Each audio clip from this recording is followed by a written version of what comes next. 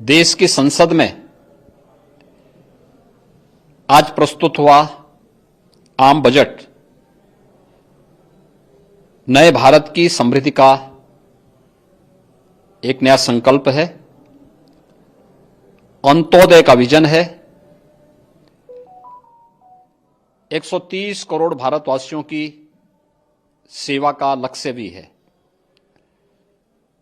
वर्तमान केंद्रीय बजट गांव, गरीब, किसान, नौजवान और महिलाएं समेत समाज के हर वर्ग की आशाओं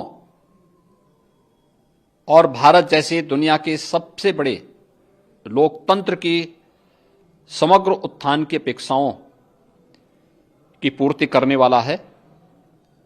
निसंदेह यह बजट भारत को आर्थिक महाशक्ति बनाने की दिशा में मील का पत्थर साबित होगा। आजादी के अमृत काल में प्रस्तुत विकसित भारत के संकल्प को पूर्ण करते हुए सर्वसमावेशी और लोक कल्याणकारी केंद्रीय बजट 2023-24 का मैं स्वागत करता हूं।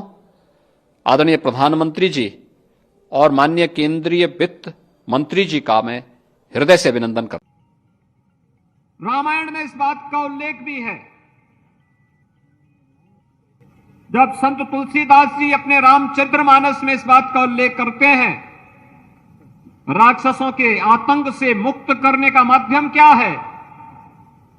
उस समय एक पंक्ति हम सबके मुंह में बरबसा पाती है कि गादि तनय मन चिंता व्यापी, हरि बिनु मरहि ना निशिचर पापी।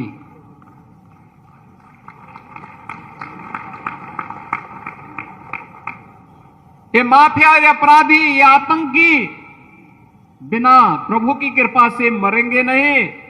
और यह बात अगर किसी एक ऋषि के मन में सबसे पहली आई थी तो इसी धरा से थे, इसी धरा से उनका संबंध था महर्षि विश्वामित्र का। विश्वामित्र से जुड़ी भी इस पावन धरा, और इसीलिए तो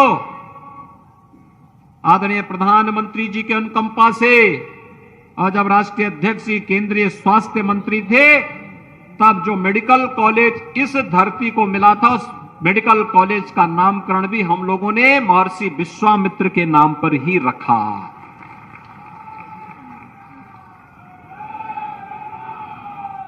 भाइयों बहनों, राम हमारी विरासत है। 500 वर्षों की एक लंबे संघर्ष और साधना का सार्थक स्वरूप आज हम सबके सामने आया है। आदरणीय प्रधानमंत्री जी के मार्गदर्शन में, आदरणीय गृह मंत्री जी के मार्गदर्शन में आज अयोध्या में श्री राम जन्मभूमि मंदिर ट्रस्ट के द्वारा भगवान राम के भव्य मंदिर के निर्माण का कार्य अपने अंतिम चरणों की ओर आगे बढ़ रहा है। ये चीजें दिखाती हैं कि विरासत के प्रति सम्मान का भाव क्या होता है, और ये चीज आज हमें वहां देखने को मिल रहा है। काशी में काशी विश्वनाथ धाम, और अभी हम इससे पहले पोहारी बाबा के आश्रम में गए थे, पूर्व सैनिकों के साथ संवाद किया था। संवाद का एक क्रम किस रूप में आगे बढ़ा।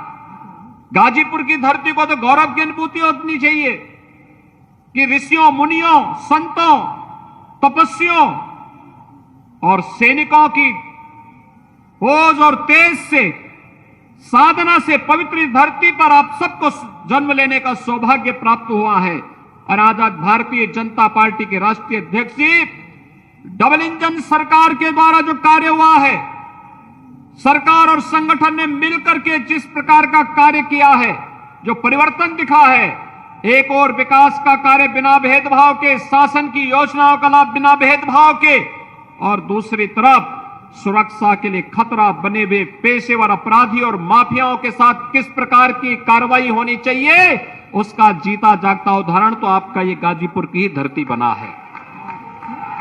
और इसीलिए भाइयों बहनों, आज हर एक क्षेत्र में गांव की कनेक्टिविटी हो, पूर्वांचल एक्सप्रेस वे ने तो आपकी पूरी कायाकल्प बदल दी। पहले यहां से गाजीपुर से लखनऊ जाने में 7 से 8 घंटे लगते थे, आज मात्र 2.5 से 3 घंटे में आप गाजीपुर से लखनऊ पहुंच सकते हैं। पूर्वांचल एक्सप्रेसवे का लोकार्पण आदरणीय प्रधानमंत्री जी के कर कमलों से होने के बाद कमाल आपके पास है। आज आपके पास अपना मेडिकल कॉलेज है। रेलवे की कनेक्टिविटी, मनोज जी जब रेल मंत्री थे तो उस समय बेहतरीन रेलवे का प्रचार प्रसार हुआ। और साथ साथ यही नहीं, आदरणीय प्रधानमंत्री जी की अनुकंपा से अब तो आपने देखा होगा दुनिया का सबसे बड़ा रिवर क्रूज भी काशी से गाजीपुर होते हुए ही डिब्रूगढ़ के लिए प्रस्थान किया था। यानी अब यात्रा के साथ साथ जल मार्ग का यहां के किसानों के द्वारा अपने खाद्यान्न को वहां भेजने का एक कार्यक्रम, हर घर नल की योजना हो, हर गरीब के घर में अपना आवास हो, हर गरीब के घर में बिजली चमकती हुई दिखाई दे। ये विकास, लोक कल्याण और सुरक्षा का बेहतरीन माहौल, ये केवल और केवल मोदी जी के कारण ही संभव हो पाया है। और इसलिए भाइयों बहनों, हम इस क्रम को निरंतरता दे सकें, मैं आपका आह्वान करने के लिए आया हूं।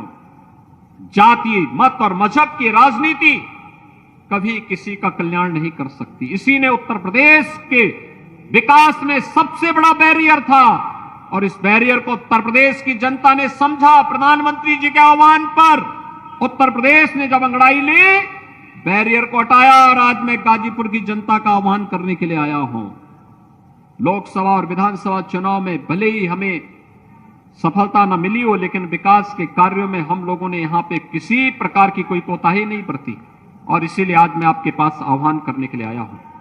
राष्ट्रीय अध्यक्ष जी ने अपने कार्यक्रम के दौरे को केंद्र बिंदु बनाया है आपके गाजीपुर जिले को, और आपका आह्वान करूंगा, आपने डबल इंजन सरकार की ताकत का एहसास देखा है, कार्य की गति को देखा है, सुरक्षा के बेहतरीन माहौल को देखा है, बिना भेदभाव के योजनाओं का लाभ हर गांव, हर गरीब, हर किसान, हर नौजवान, हर महिला तक पहुंचते हुए देखा है,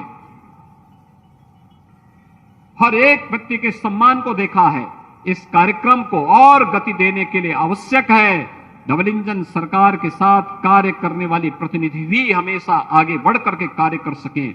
इसके लिए ताकत होती है, उन योजनाओं को उन जिले में पहुंचाने के लिए उन लोगों की आवश्यकता होती है, और उसी के लिए आज मैं आपके बीच आया हूं, आपसे आह्वान करने के लिए। मैं इस अवसर पर एक बार फिर से